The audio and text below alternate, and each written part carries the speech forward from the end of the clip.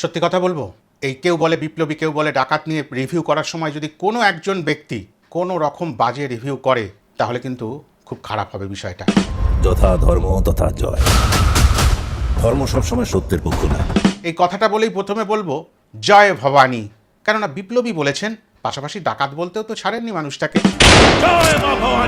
আর শুনুন, যদি কোনো সময় জিতের ছবি টবি আঁকেন না, আঁকতে গেলে নাকটা মাথায় রাখবেন, নাকটা একটু উঁচু হবে, নাকটা একটু লম্বা হবে। নন্দী মুভিজ এবং জিৎসের হাত ধরে 2 মিনিট 46 সেকেন্ড দীর্ঘ ট্রেলার চলে এলো। আর এই ট্রেলার আসার আগের মুহূর্ত থেকেই উন্মাদনা চূড়ান্ত পর্যায়ে পৌঁছে গেছে সম্পূর্ণ পশ্চিমবঙ্গ জুড়ে। তবে কি তিনি বিস্ময় মানুষ, দ্য মিস্ট্রি ম্যান? তবে কেউ বলে অপরাধী। মার, যত পারবি মার। আবার কেউ বলে মনস্টার বা দানব। কি অ্যাকশন দেখলি? আবার কেউ বলে আইনের ভক্ষক।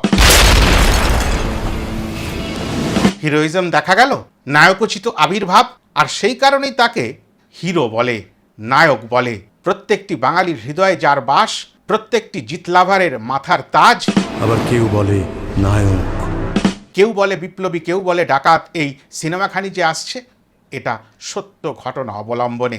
তবে সবার নাম বা চরিত্রগুলির নাম কিন্তু সবার ক্ষেত্রে সঠিক দেওয়া হয়নি। তার কারণ আছে, আইনি জটিলতার প্রশ্ন আছে, টেকনিক্যাল বিভিন্ন ইস্যুস আছে। সেগুলোকে মাথায় রেখে ভবিষ্যৎটাকে সঠিক রাখতে কোনো রকম জটিলতা যাতে এই সিনেমাটার সামনে না এসে পড়ে, ওই ভাবনাটা না হয়েছে।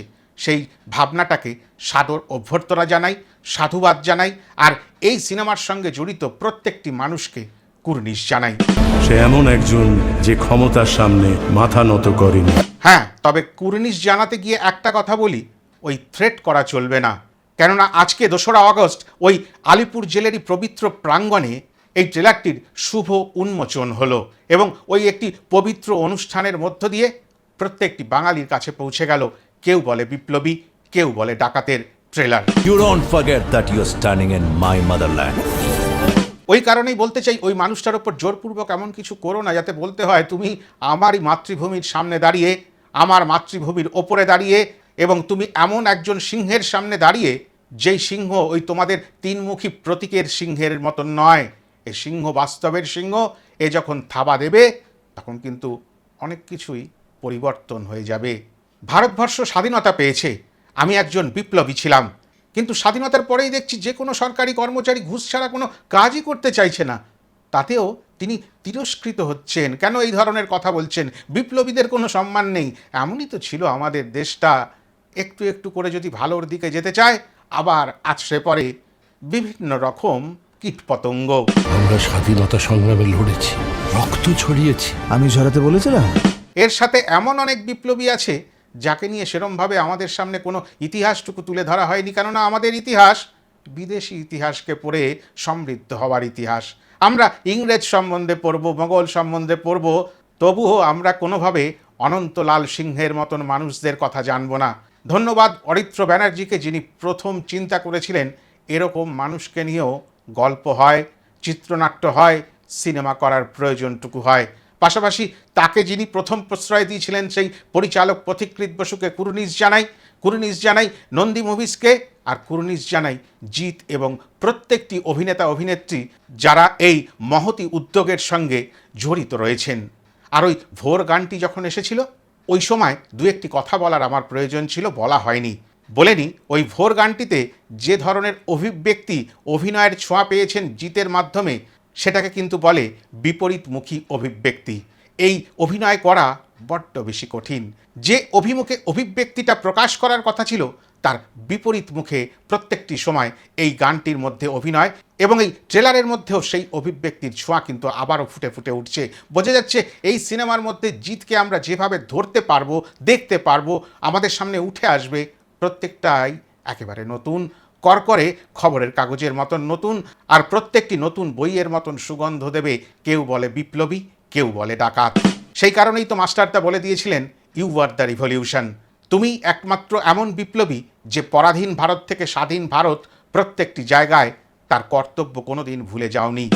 অনুশীলন সমিতির আড়ালে তুমি যে শরীরচর্চা করেছো, তোমার প্রত্যেকটি সহযোদ্ধাকে সেইভাবে গড়ে তুলেছ, সেই অবদান এক না একদিন এই স্বাধীন ভারতের কোনো না কোনো কোণে এক না একজন মানুষ মনে করবে, স্মরণ করবে। সেদিন হয়তো প্রশ্নের উত্তর পাওয়া যাবে, তুমি কি সঠিক বিপ্লবী নাকি একজন ডাকাত। তবে ঐতিহাসিক পটভূমির ওপরে সিনেমা বলে কেউ নাকশিট করতে পারবেন না। পিওর মশালা মুভি বা কমার্শিয়াল মুভি বললে যেটাকে বোঝায় সেই ধরনের সিনেমাই এটা। আর সেই রকম আবেগ, অনুভূতি, অ্যাকশান প্রত্যেকটি কিন্তু এই সিনেমাটির মধ্যে যে রয়েছে টিজার ট্রেলারে একেবারে ভালো করে পরিষ্কার হয়ে যাচ্ছে। সেই কারণে এই সিনেমাটার নাম বলতেও পারেন ক্রান্তি ফিরে এলো। ক্রান্তি বলার কারণ অনন্ত ইতিহাসের বইয়ে নাম ছাপাবার জন্য বিপ্লব করেনি, সে করেছে ভবিষ্যৎ প্রজন্মের জন্য বিপ্লব। আর সেটাই আগামী 14ই আগস্ট একেবারে সবার সামনে প্রমাণ হয়ে যাবে। কারণ সত্যি এই মানুষটাকে অনেক সিনেমায় শুধু নাম উল্লেখ করে ছেড়ে দেওয়া হয়েছে, এত বড় আকারে তার সম্বন্ধে কেউ কোনো দিন ভাবেননি। এটাই আমাদের কাছে বড় প্রাপ্তি যে নন্দী মুভিজের হাত ধরে, জিৎসের হাত ধরে পথিকৃৎ বসু এবং তার দলবল ভেবেছিলেন যে অনন্ত সিংহের মতন মানুষের কথা প্রত্যেকটি ভারতীয়র কাছে তুলে দেওয়া দরকার। পাশাপাশি এরপরে সমস্ত পৃথিবীতে এই নামখানি ছড়িয়ে পড়বে, জানা যাবে এমন একজন সিংহ ছিল যে বাঙালি না হয়েও বাংলার নাম একেবারে উজ্জ্বল করে গেছেন। এই সিনেমার সঙ্গে জড়িত আরও কয়েকটি নামের উদযাপন আজকে থেকেই শুরু করতে হবে। মিউজিকে শান্তনু মৈত্র, মেকআপে সোমনাথ কুণ্ডু, অ্যাকশন ডিরেকশনে স্টার্ন শিভা, সিনেমাটোগ্রাফিতে সৌমিক হালদার আর সম্পাদনায় মলয় লাহা। প্রত্যেকটি মানুষকে আজকে কুর্নিশ জানাই। সত্যি কথা বলছি, বহুদিন পরে এমন একটা ট্রেলার দেখলাম বাংলা সিনেমার, যেই ট্রেলারটা দেখে মনে হচ্ছে এই সিনেমাটা সর্বাঙ্গীনভাবে সার্থক হতেই হবে।